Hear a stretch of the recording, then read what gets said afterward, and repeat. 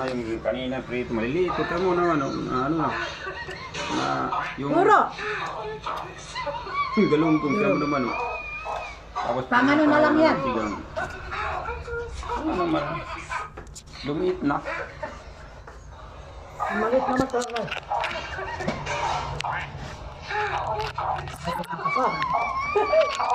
Sabi ni Inday Vlog,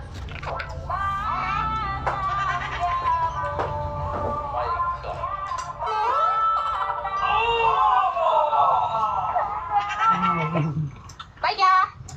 Di na lang! Pamit! Hi! Guys! So, naalay na harvest si Mama Dory yung babasa, guys. Tanawin nyo, guys. Daghan kay mga day, mga guys. Hi, me. Nagana ka ba? Guys! So, naalay na harvest si Mama Dory yung babasa, guys. Tanawin nyo, guys.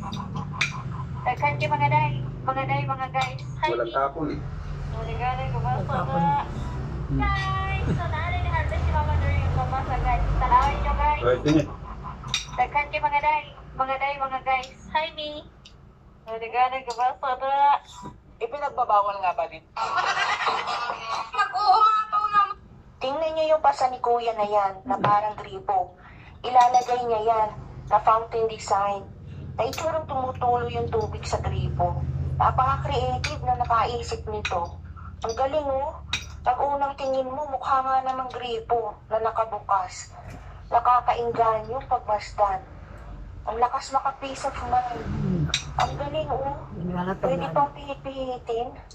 Wow. Transparent kasi man. Tingnan niyo yung pasa ni Kuya na yan, na parang gripo. Ilalagay niya yan, na fountain design. Na itsurang tumutulo yung tubig sa gripo. Napaka-creative na nakaisip nito. Ang galing oh.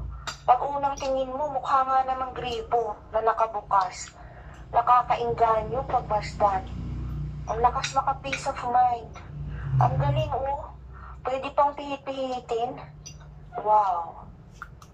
Tingnan niyo yung pasa ni Kuya na yan, na parang gripo.